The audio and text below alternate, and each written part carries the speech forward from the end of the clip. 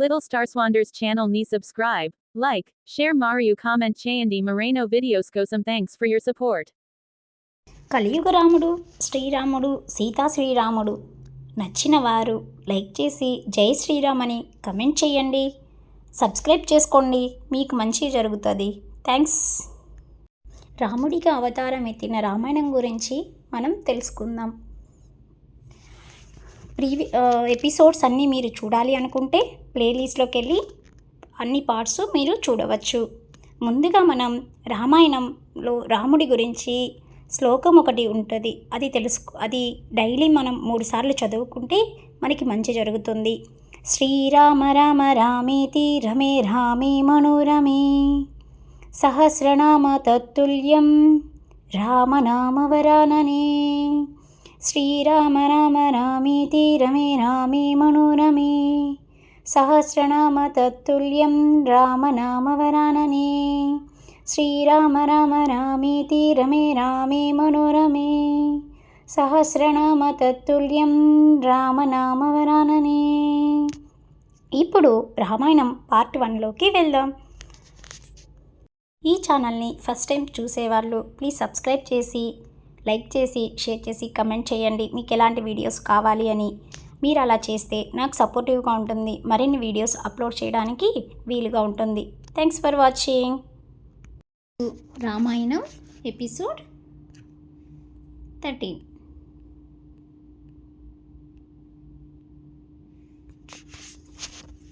Previous episodes చూడాలనుకుంటే ప్లేలిస్ట్లోకి వెళ్ళి వినవచ్చు.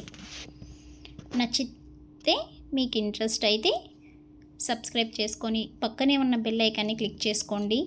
న్యూ వీడియోస్కి నోటిఫికేషన్స్ వస్తాయి. నచ్చిన వారు వినవచ్చు. Welcome to episode 13 Ramayanam. అప్పుడు విశ్వామిత్రుడు, నేను నీకు మెడలో బంగారు తాడులున్న 14,000 ఏనుగులని ఇస్తాను, 800 బంగారు రథాలని ఇస్తాను. ఆ ఒక్క రథానికి స్వర్ణాభరణములతో అలంకరింపబడ్డ 4 గుర్రాలు ఉంటాయి. అలాగే గొప్ప గొప్ప జాతులకు చెందిన 11,000 గుర్రాలు ఇస్తాను. 1,000,000 గోవుల్ని ఇస్తాను. బంగారము వెండి ఎంత కావాలో నువ్వే అడుగు, నేను ఇచ్చేస్తాను అన్నాడు. ఇవన్నీ విన్న వశిష్ఠ మహర్షి, నేనింకా ఏమీ మాట్లాడను అన్నారు. ఆగ్రహించిన విశ్వామిత్రుడు, ఈయన ఇవ్వడమేమిటి, నేను పుచ్చుకోవడమేంటి, అడిగిన కొద్దీ బెట్టు చేస్తున్నాడు. ఈ రత్నం నాకు చెందినది అని ఆ సభల మెడలో తాడు కట్టి సైనికులకిచ్చి తీసుకెళ్ళమన్నాడు. వాళ్ళు దాన్ని ఈడ్చుకెళ్తుంటే ఆ సభల ఏడ్చింది. ఇంత జరుగుతున్న వశిష్ఠుడు మాత్రం అలానే నిశ్శబ్దంగా ఉన్నారు. అప్పుడా సభల, ఇంతకీ నన్ను వశిష్ఠుడు వదిలేశాడా, లేకపోతే విశ్వామిత్రుడు తీసుకెళ్తున్నాడా? వశిష్ఠుడు నన్ను ఇవ్వను అంటే విశ్వామిత్రుడు నన్ను తీసుకెళ్ళగలడా? వశిష్ఠుడు నన్ను వదిలేశాడంటే నేను ఏదో పాపం కానీ పొరపాటు కానీ చేసి ఉండాలి. ఒకవేళ నేను ఏదన్నా పాపం చేసి ఉంటే వశిష్ఠుడికి క్షమాపణ చెప్తాను. ఆయన బ్రహ్మర్షి కనుక నన్ను తప్పకుండా క్షమిస్తారు అని తాడు విడిపించుకొని వశిష్ఠుడికి దగ్గరికి పరుగు తీసి వెళ్ళింది. అప్పుడు వశిష్ఠుడు, నతవం త్యజామి సబలేన అపిమే అప్కృతం త్వయా ఏ సత్వం నయతేజ బలాత్మత మహాబలం సబలా. నేను నిన్ను విడిచిపెట్టలేదు, విశ్వామిత్రుడే నిన్ను బలాత్కారంగా తీసుకెళ్తున్నాడు. ఆయన ఈ భూమికి ప్రభువు, కానీ నేడు తప్పు ద్రోవలో వెళ్తున్నాడు. అతను దోషం చేస్తే ఆ దోషం అతన్ని కాలుస్తుంది. నిన్ను ఈడ్చికెళ్ళి దోషం చేశాడు, ఇక ఆయన అపరాధమే ఆయనని కాలుస్తుందని చెప్పాడు. అయితే నన్ను నేను రక్షించుకోనా అని సభలు అడగగా, తప్పకుండా రక్షించుకో అని వశిష్ఠుడు చెప్పాడు. అప్పుడు సభల గట్టిగా అంబా అని అరిచి సులాయిదారులైన పహలను కొంతమందిని సృష్టించింది. వాళ్ళు విశ్వామిత్రుడి సైన్యాన్ని నాశనం చేయడం మొదలుపెట్టారు. ఇది గమనించిన విశ్వామిత్రుడు కత్తి పట్టుకొని యుద్ధరంగంలోకి వెళ్ళి చాలామంది పల్లవుల్ని సంహరించాడు. ఆ శబల పల్లవులతో పాటు వనులని సృష్టించింది. వాళ్ళందరూ కలిసి విశ్వామిత్రుడి సైన్యాన్ని తుడి చేయడం ప్రారంభించారు. అప్పుడు ఆ శబల వశిష్ఠుడితో, చూశారా, ఆయన నాకు ఎదురు తిరిగాడు, ఇప్పుడు ఓటమి అంచులలో ఉన్నాడు అని అన్నది. అయితే నువ్విక యథేచ్ఛగా సైన్యాన్ని సృష్టించు అని వశిష్ఠుడు అన్నాడు. అప్పుడు ఆ శబల సూర్యుడి ప్రకాశంతో సమానమైన కాంబోజ వంశీయులని తన పొదుగు నుండి కొన్ని వేల పల్లవుల్ని, యోని నుండి యవనులని, గోమయం పడే స్థానం నుంచి శకులు, రోమకుల నుండి హరితులు మరియు కిరాతకుల్ని సృష్టించింది. వీరందరూ కలిసి ఆ విశ్వామిత్రుడి సైన్యాన్ని సమూలంగా తుడిచిపెట్టారు. రథం నుండి కిందికి దిగి తన సైన్యాన్ని చూసిన విశ్వామిత్రుడు నిస్తేజుడయ్యాడు. ఇది కదా శబల గొప్పతనం అనుకొని తన 100 కుమారుల వైపు చూశాడు. తమ తండ్రిని బాధ పెట్టిన వశిష్ఠుణ్ణి చంపేయాలని అందరూ కత్తులు పట్టుకొని ఆయన మీదికి పరుగు తీశారు. కూర్చొని ఉన్న వశిష్ఠుడు తన మీదికి వస్తున్న 9 పిల్లల్ని చూసి గట్టిగా ఆ అని హుంకారం చేశారు. ఆ 9 పిల్లలు భస్మరాసులై కింద పడిపోయారు. ఇది చూసిన విశ్వామిత్రుడు ఆశ్చర్యపోయాడు. ఇది కదా బ్రహ్మర్షి యొక్క గొప్పతనం అంటే. ఆయన ఆ అంటే 100 మంది బూడిదైపోయారు. ఆ ఆవు తలుచుకుంటే గొప్ప సైన్యాన్ని, అమోఘమైన భోజనాన్ని సృష్టించింది. రాచరికం కన్నా తపశ్శక్తి చాలా గొప్పది. ఈ వశిష్ఠుడిని నాశనం చేయాలంటే నాకున్న శక్తి సరిపోదు. కావున నాకు దుర్వేదంలోని సమస్త అస్త్రశస్త్రాలు తెలియాలి అనుకొని ఒక కుమారుడిని సింహాసనం మీద కూర్చోబెట్టి రాజ్యపాలన చేయమని చెప్పి తాను తపస్సు చేసుకోవడానికి హిమాలయ పర్వతాలకి వెళ్తాడు విశ్వామిత్రుడు. అలా వెళ్ళిన ఆయన ఏమి జరుగుతుంది అనేది 14th ఎపిసోడ్లో చూద్దాం. Thanks for watching. Please subscribe my channel.